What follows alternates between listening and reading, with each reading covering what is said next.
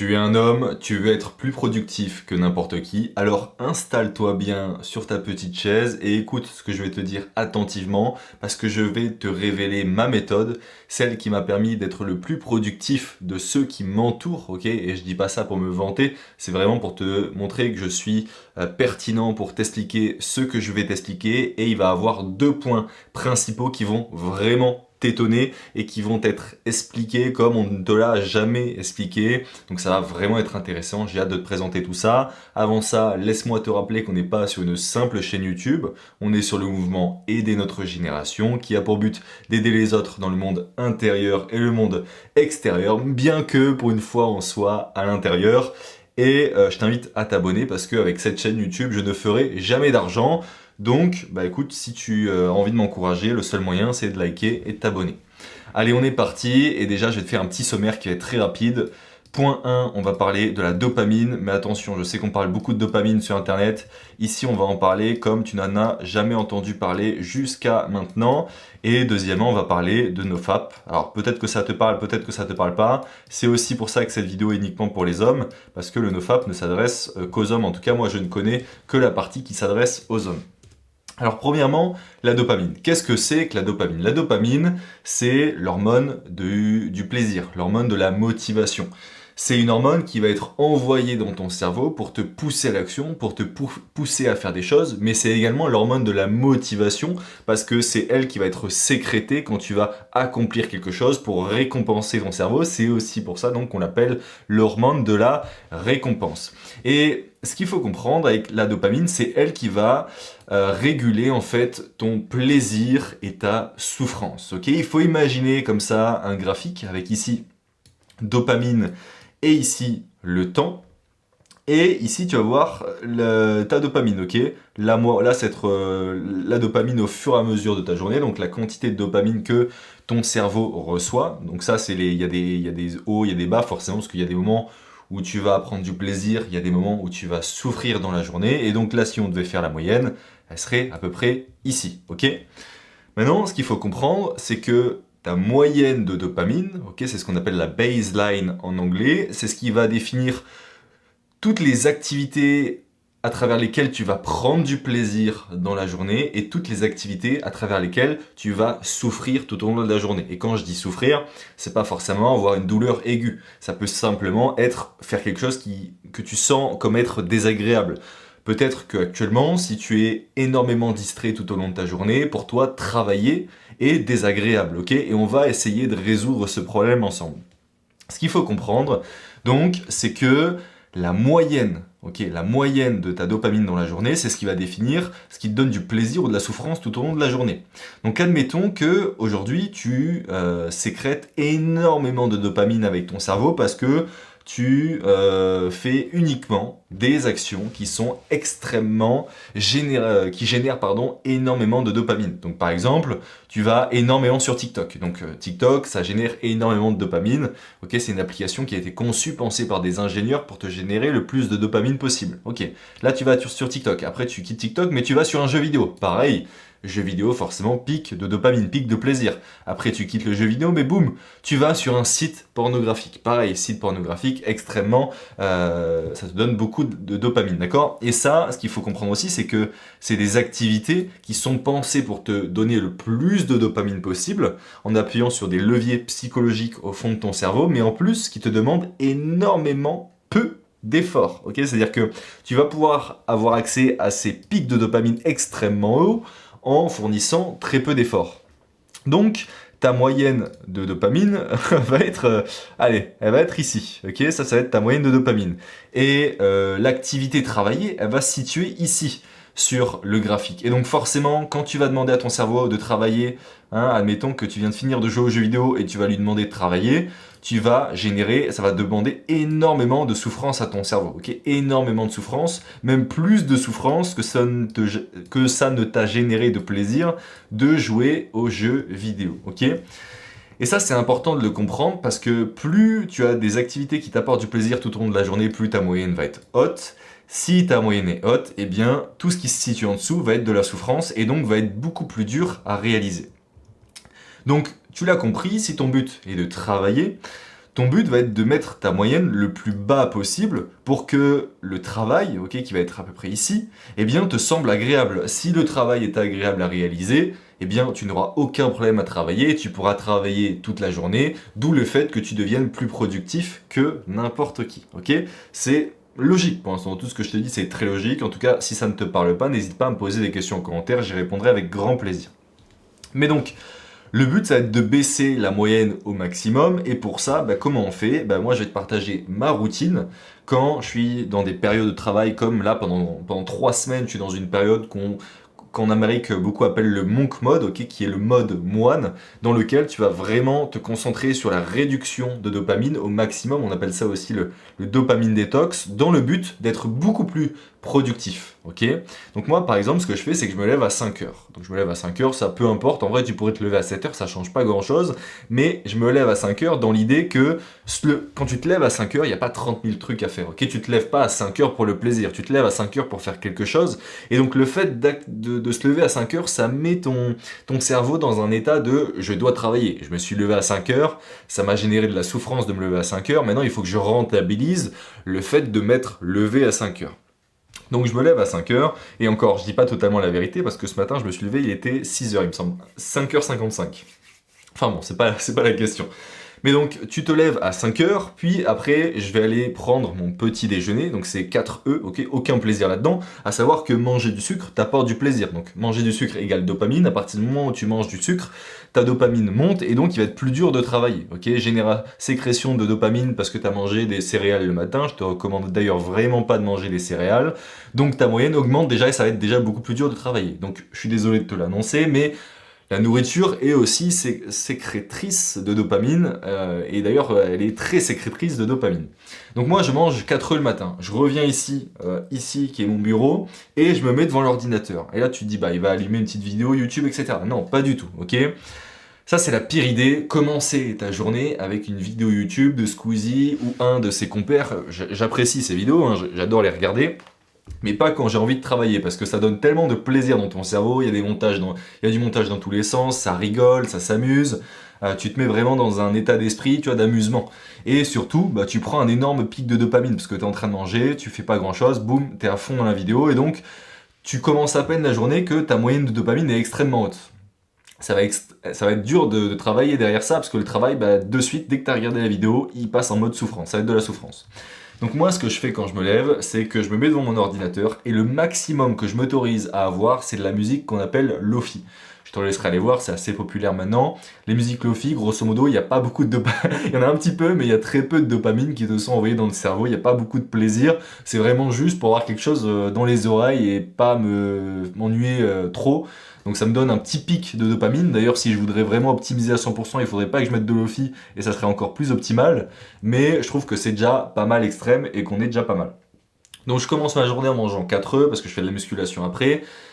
J'écoute ma petite musique Lofi pendant que je mange, et une fois que j'ai fini de manger, eh bien j'attaque le travail directement. C'est-à-dire que jusqu'à là, tout mon début de journée, des fois je prends une douche froide aussi, ça m'arrive pas en ce moment, c'est de l'ennui, et là bam, d'un seul coup, il y a le travail qui arrive et qui s'offre à moi comme une opportunité de m'amuser carrément.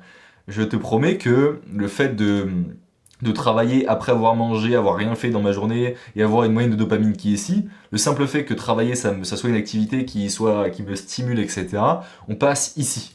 Ok, ce qui fait que je prends du plaisir à travailler. Donc le but, évidemment, c'est d'apporter le moins de dopamine à son cerveau possible. Donc moi, tout ce qui est Discord, WhatsApp, Instagram, etc., c'est bloqué. Je n'y ai pas accès. Ok, même LinkedIn, enfin, même WhatsApp, même le message de ta petite amie, etc. Regarde, je te fais un schéma, hein. Si tu reçois un message de ta petite amie le matin, au lieu de ta baseline à soit là, un message de ta petite amie, c'est au moins là le plaisir. Donc le fait de travailler, ça va être de la souffrance directement, parce que la baseline sera là. Ok, donc le fait de travailler, souffrance. Ok, tout ce qui est là, c'est de la souffrance, tout ce qui est là, c'est du plaisir. Ok, donc il faut vraiment calculer par rapport à la moyenne de dopamine. Si la moyenne de dopamine est là, donc tout ce qui est là, c'est du plaisir, donc trop cool. Mais bon, à partir du moment où on prend du plaisir, la moyenne augmente aussi, hein, donc il faut le prendre en compte. Ok, donc ça c'est vraiment important de comprendre ça. la gestion de sa dopamine, ce que j'ai appelé moi personnellement le dopamine mindset, donc le fait que tu sois vraiment le gardien sacré de ta dopamine, que tu prennes soin de ta dopamine comme personne, parce que actuellement dans notre environnement, tout est fait pour attaquer notre dopamine, pour nous la prendre, pour nous la voler. Ok, donc c'est à toi, en fait, t'es la seule personne qui peut protéger la dopamine, parce que t'es toujours à 2 clics d'aller sur Instagram, d'aller maintenant sur des plateformes comme OnlyFans, enfin c'est terrible, tu vois, ou d'aller même sur un site pornographique, des jeux vidéo, il y a trop de possibilités qui s'offrent à ton cerveau qui vont te générer énormément de dopamine sans aucun effort à fournir. Et si tu tombes là-dedans, si tu dis bah ouais mais j'aime bien jouer aux jeux vidéo, etc. et que tu penses que moi dans mon mode de vie dans lequel je travaille, tu dis bah le mec il prend jamais de plaisir, c'est nul, etc. tu te trompes. Parce que qu'est-ce qui se passe? Là, je te fais ton schéma, donc toi, tu prends toujours du plaisir, ok? T'es là, tu prends toujours énormément de plaisir. Dès que tu peux, jeux vidéo, pornographie, réseaux sociaux, etc. Du coup, ta moyenne de plaisir, elle va être là. Ok? Ta moyenne, elle est là. Donc, à chaque fois, bah, la distance entre ton plaisir et la moyenne, c'est ça. Moi, toute ma journée, ma moyenne, elle est là. Ok? Alors, je vais me faire en rouge, tac. Ma moyenne, elle est là. Et en fait, ce qui se passe, c'est que moi, ça fait comme ça. Et en fait, je prends exactement le même plaisir que toi dans la journée. Je prends exactement le même plaisir. La seule différence, c'est que moi, toute ma journée, je fais quelque chose qui... je laisse ma trace dans le monde, je suis productif, je cours vers mes rêves, ok? Tandis que toi, tu te distrais. Alors, franchement, aucun mal. Si toi, ta philosophie de vie, c'est de te distraire, grand bien de face, je n'ai aucun problème avec ça. Je n'ai pas du tout de jugement là-dessus. Par contre, je sais qu'il y a beaucoup de ceux que je connais, des gens que je connais, qui ont des rêves, qui ont la volonté de laisser une trace dans ce monde, de faire quelque chose de puissant dans ce monde, mais qui sont bloqués parce qu'ils n'ont pas la motivation, ils n'ont pas la force intérieure, ils n'ont pas le courage, en tout cas selon eux, d'accomplir tout ça. Alors que c'est juste un problème de dopamine. Depuis le début, il faut juste comprendre que la dopamine, ça se gère et qu'il y a des moments donnés, il y a des moments dans ta vie où tu pourras aller prendre du plaisir. Moi, ça m'est arrivé, je suis allé à Marrakech il y a 2 semaines, on était avec des entrepreneurs, puis après je suis allé à Paris, on allait en bar, etc., on est sortis. Et j'allais sur les réseaux sociaux toute la journée. Mon plaisir était là, ok, mon plaisir était là. Et ça m'allait très bien dans cette période de ma vie. Là, je suis en période de travail, j'ai envie d'avancer sur mes objectifs. Et donc, je fais attention à réguler ma dopamine, ok? Ça, c'est la première chose qui est vraiment importante à comprendre sur la dopamine. Et l'autre chose que j'ai envie de t'expliquer aussi sur la dopamine, c'est que elle se remet quasiment à zéro en fin de journée. C'est-à-dire que quand tu vas dormir, la dopamine se remet, pas totalement, mais plus ou moins à zéro, ça dépend de à quel point t'as fait exploser ton taux de dopamine. Et moi, par exemple, je peux aller sur Instagram le soir ou même jouer à un jeu vidéo. Alors, je le fais jamais, mais je peux le faire. Et le lendemain, quand je vais me réveiller, je vais être capable de travailler à 100%. Ok, je vais être capable de travailler à 100%. Donc en fait, tu as la chance de pouvoir te faire un rythme, et moi c'est ce que je fais souvent, où toute la journée, quasiment aucune dopamine, et je sais pas, par exemple à partir de 18h, ok, tu t'autorises des sources de dopamine moyennes. Alors faut pas que tu t'envoies des jeux vidéo, des League of Legends et tout, sinon ça risque d'être compliqué quand même, et surtout tu risques d'avoir le piège de ça donne tellement de dopamine par rapport à ce que tu fais d'habitude que tu prends tellement un énorme pic de plaisir que tu vas avoir envie de continuer. Et quand ça sera l'heure de dormir, non, non, non, je continue parce que je prends trop de plaisir. Ça, c'est le gros piège, ok? Donc, faut faire attention avec ça. Donc ça, comprendre ça, c'est vraiment moi ce qui m'a permis d'être plus productif que n'importe qui parce que je vais avoir des périodes où je vais me sentir moins productif et je vais le sentir de suite. Je vais me dire, attends. Comment ça se fait que j'ai moins envie de travailler? Et je vais observer ma journée et je vais direct repérer les sources de dopamine. Typiquement, en ce moment, je dois travailler avec beaucoup de personnes parce que j'ai différents business, etc. que je dois gérer.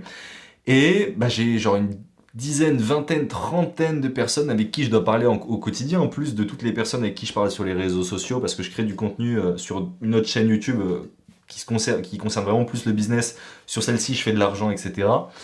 Donc en fait, je dois répondre à plein de messages. Et pendant un moment, je répondais aux messages toute la journée et je me suis rendu compte que j'étais beaucoup moins productif juste parce que j'ouvrais WhatsApp et Discord pour répondre à des messages professionnels. Et ce qui se passait, c'est que ces messages-là m'ont envoyé tellement de dopamine par rapport au fait de travailler qu'après j'étais incapable de travailler. Donc ça, c'est vraiment important de le comprendre. Il faut faire gaffe, il y a des sources de dopamine qui sont pièges. Autre chose importante à comprendre, donc voilà, quand on finit la journée, ça se remet à zéro. Et troisième, et je pense c'est la dernière chose, alors j'ai pas préparé la vidéo, c'est vraiment fait comme ça, mais je t'assure que là, tu as tout ce que tu as besoin de savoir déjà concernant la dopamine. Dernière chose, c'est que la source de dopamine la plus haute dans ta journée, c'est ce qui va occuper ton esprit en grande majorité. Je répète, ta source de dopamine, celle qui te génère le plus de dopamine dans ta journée, c'est ce qui va occuper ton esprit, tes pensées, la majorité du temps. Et je vais te montrer ça avec un petit schéma. Ça peut être une source, donc là par exemple, on en est là dans la journée, ok? Si tu as une source de dopamine ici, un pic de dopamine ici, là ton esprit, il est embrouillé et il va vouloir penser uniquement à ça, même quand tu vas essayer de travailler. Il va se focus là-dessus.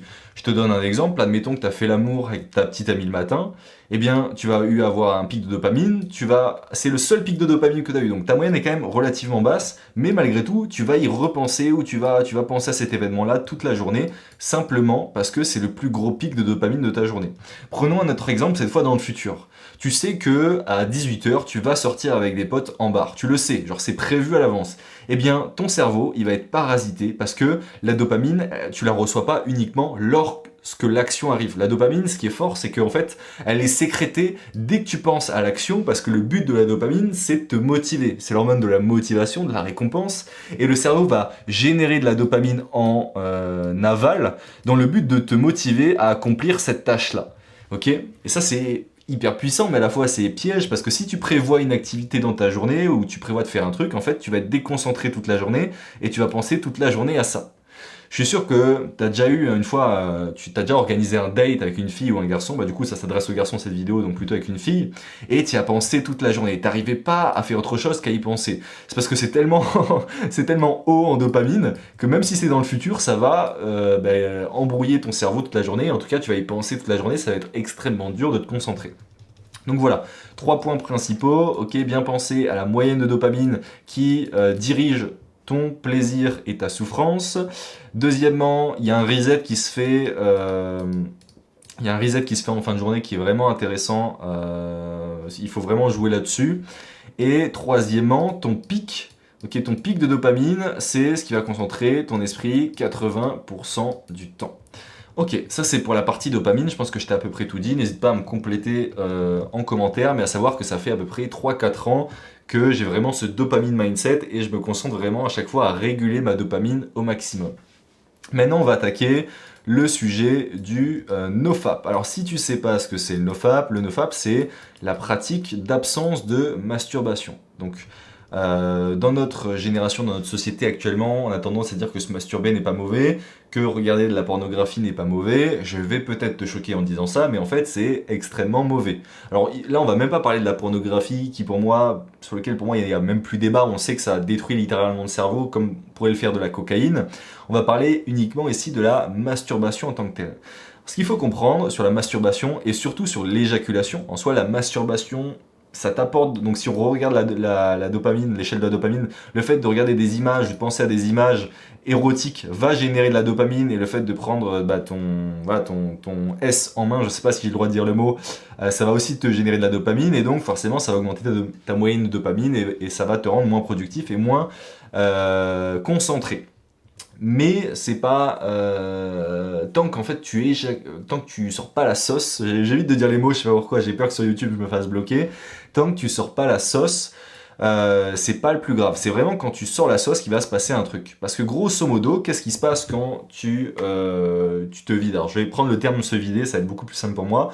Quand tu te vides, qu'est-ce qui se passe? Tu envoies le signal à ton cerveau que tu as reproduit l'espèce, que tu as fait un enfant avec une femme. Et oui, tu t'es vidé, donc c'est pour normalement engrosser une femme et donc faire un enfant et donc reproduire l'espèce humaine, faire perdurer l'espèce humaine. Et si tu le sais pas, le but de l'espèce humaine depuis des millions d'années, alors ça c'est un humain, c'est un humain qui a des petits soucis, qui a eu des petits soucis à la naissance, mais ça reste un humain, il faut l'accepter tel qu'il est. Le but de l'espèce humaine, c'est de survivre en tant qu'individu, donc en tant que personne, en tant que moi, il faut que je survive, pour faire survivre l'espèce. Le but ultime, c'est de faire survivre notre espèce. Et donc, tous les biais psychologiques, tous les mécanismes internes, toute notre biologie est concentrée sur le fait de se reproduire. C'est pour ça que faire l'amour est sans doute l'activité qui t'apporte le plus de plaisir. C'est pour ça que manger est sans doute une aussi des activités qui t'apporte le plus de plaisir, etc., etc., etc. Et donc, Pourquoi je te dis ça? Parce que quand tu vas te vider, tu envoies donc le signal à ton cerveau que tu as reproduit l'espèce et donc tu vas être satisfait. Tu vas être dans un état de satisfaction ultime. Et oui, tu as accompli ton objectif biologique en quantum. En tant qu'homme, pardon, tu t'es reproduit. Et donc en fait, tu vas plus être du tout dans un état mental de j'ai envie de me dépasser, j'ai envie de produire dans le monde. Tu vas être dans un état mental de ah, je me repose. J'ai mérité ce repos, j'ai accompli mon objectif en tant qu'homme. À tel point que ça va même relâcher, je sais plus si c'est une hormone ou autre, mais en tout cas ça va relâcher de la prolactine dans ton cerveau. Et la prolactine, c'est littéralement, ouais, c'est une hormone il me semble, qui te fait te sentir un peu, comme ça là, tu vois, un petit peu bête, mais en même temps un petit peu apaisé, calme et envie de dormir presque, envie de dormir, ok? Et donc ça, c'est un effet du fait de se vider. Et en plus, dans du coup tes spermatozoïdes, dans tes spermatozoïdes, qu'est-ce qu'il y avait? Ben, il y avait des vitamines, ok? Il y avait des minéraux. Il y avait énormément de choses. Bien oui, tout ce qu'il y avait là, c'est pour littéralement faire la vie. C'est pour construire un enfant. Donc autant te dire que ton corps, il a mis énormément de ressources de haute valeur dans tes coronesses pour aller faire un enfant, ok? Et en fait, quand tu vas sortir tout ça de tes coronesses, eh bien, il va falloir que ton corps, il aille puiser dans ses ressources pour les remplir à nouveau le plus vite possible pour que tu sois à nouveau en capacité de te reproduire et de faire un enfant, parce que c'est l'objectif numéro un de ton individu, c'est se reproduire, ok? Et donc, ce qui va se passer, c'est que pendant plusieurs jours, ton corps va aller puiser dans les ressources pour reproduire tout ce qui se trouvait dans tes coronesses. Alors, c'est un peu bizarre, je dis coronesses parce que j'ai pas envie de me faire bannir YouTube, j'espère que tu comprends. Et qu'est-ce qui va se passer? En fait, pendant 2-3 jours, tu vas être un peu plus mou, un peu plus faible que d'habitude, etc., etc. Donc, en fait, il y a deux notions là-dedans. Il y a la notion de satisfaction, ok? Et il y a juste la notion de gestion des ressources par ton corps. Et donc déjà, première chose à comprendre, on va insister sur la gestion des ressources. Donc littéralement, il n'y a pas à le prouver, c'est tu te sens vraiment plus faible. Tu peux l'expérimenter, tu te sens beaucoup plus mou, plus faible, moins dans cette énergie sociale d'aller vers l'autre, etc. pendant quelques jours après que tu te sois vidé. D'accord? La deuxième, et c'est la principale chose que tu dois retenir, c'est la notion de satisfaction. Comme je te l'ai dit, quand tu te vides, eh bien, tu es satisfait. Tu as accompli ton objectif en tant qu'homme, donc tu es au niveau de satisfaction le plus haut, normalement, que tu dois être en tant qu'homme. Tu vois, parce que tu t'es reproduit, tu as accompli ton objectif, un objectif presque divin. A contrario, quand tu n'éjacules pas pendant 1 jour, 2 jours, 3 jours, 4 jours, voire 2 semaines, 3 semaines, etc., qu'est-ce qui se passe? Petit à petit, tu es de plus en plus insatisfait. Vraiment, tu nourris ton insatisfaction. Tu es vraiment, vraiment, vraiment insatisfait. Et en fait, tu es insatisfait de manière générale. Ça va se voir partout. Et qu'est-ce qui se passe quand tu es insatisfait? L'insatisfaction, c'est de l'implaisir et même peut-être de la souffrance. Et quand tu souffres, eh bien, tu vas chercher à te mettre en mouvement. La souffrance, je le rappelle, c'est de l'essence, ok, pour le mouvement. La souffrance, c'est ce qui génère le mouvement. S'il n'y a pas de souffrance, eh bien, on est dans un état béat de béatitude, justement, de bonheur. Et je reprends l'exemple de monsieur Eckhart Tolle qui a écrit le livre Le pouvoir du moment présent, qui pendant 2 ans était assis sur un banc et il ne bougeait pas de ce banc pendant 2 ans parce qu'il était pleinement heureux. Eh bien oui, si tu es pleinement heureux, pourquoi chercherais-tu à bouger? Au contraire, si tu es vraiment heureux là, à l'instant T, tu vas essayer de te figer presque, de ne plus bouger en espérant que ce moment reste à tout jamais. Et donc, l'insatisfaction égale de la souffrance et la souffrance égale de l'action. Tu vas te mettre en action plus que personne, ok? Et en te mettant en action plus que personne, forcément, tu vas produire des choses dans le monde réel plus que personne et tu vas donc être plus productif que personne, ok? Et je peux te le dire, franchement, l'insatisfaction, tu la ressens énormément et elle va être méga utile. Tu vois, si je tourne cette vidéo actuellement, c'est parce que je ne peux pas ne rien faire. J'ai envie de produire des choses dans le monde concret. Donc voilà, ça c'est pour la partie nofap. Et en bonus, je tiens à ajouter que je reçois très souvent des commentaires pour me dire Yanis, t'arrives à produire des vidéos et à presque pas bégayer pendant des dizaines de minutes. Comment tu fais? Comment t'arrives à parler comme ça aussi longtemps? À savoir que moi, de nature, je suis l'introverti originel. C'est ma mère qui devait aller parler à des enfants partout quand j'étais petit pour leur demander de jouer avec moi. Quand j'allais en CM1, je pleurais tous les matins avant d'aller en cours. Ok? Genre, le simple fait de parler à des gens me stressait et pourtant j'arrive à m'exprimer comme ça en public et en plus très bien. Comment ça se fait? Comment j'y arrive mieux que les autres? Eh bien, j'expliquerai ça par deux raisons qui sont la dopamine, parce que je gère très très bien ma dopamine et donc comme j'ai pas des pics de dopamine un peu partout, j'ai mon attention qui est pleinement focus, ok, parce que la dopamine est aussi reliée à l'attention. Si tu gères bien ta dopamine, tu auras des facilités à garder ton attention, à être concentré. Là, si où tu envoies ta dopamine un peu partout, tu vas être beaucoup plus déconcentré. Et donc comme je gère les activités que j'ai tout au long de ma journée et que je garde uniquement des activités qui ne font pas exploser mes niveaux de dopamine étant donné qu'ils ont été conçus par des ingénieurs en labo dans ce but justement de me rendre le plus addictif possible et le plus bête possible, eh bien ça c'est mon premier hack. Forcément, j'arrive mieux à parler que les autres parce que je fais attention à ma dopamine. Et le deuxième point, qui est sans doute le point primordial, c'est le nofap. Alors, je ne saurais pas vraiment expliquer pourquoi, si ce n'est que toutes les ressources, mon corps ne prend pas de ressources pour les mettre dans mes coronesses et du coup, il peut les utiliser ailleurs. Mais en tout cas, c'est vrai qu'en nofap, j'arrive à articuler mes mots et à bien m'exprimer, franchement, 10 fois plus. Je suis 10 fois plus efficace dans ma diction, dans ma façon d'articuler mes mots, dans ma façon de m'exprimer quand je suis en nofap. Et c'est pour moi, genre, le truc le plus important et une des raisons pour laquelle je pratique aussi le nofap de mon côté. Dernier petit bonus, allez, je t'en donne un en plus. Quand tu fais nofap, t'as envie d'aller à la musculation. Je sais qu'il y en a beaucoup d'entre vous qui me regardent qui font de la musculation. Moi, quand je suis pas en nofap, aucune envie d'aller à la musculation. Quand je suis en nofap, je n'attends que ça dans la journée, aller à la musculation. Donc voilà, j'espère t'avoir appris quelque chose. Tu connais maintenant tous mes secrets pour être extrêmement productif et toujours tourné vers l'action. Je te remercie de m'avoir donné ton temps jusqu'à maintenant. N'hésite pas à liker et à t'abonner si la vidéo t'a plu. Je te dis à très vite, c'était Yanis. Ciao ciao.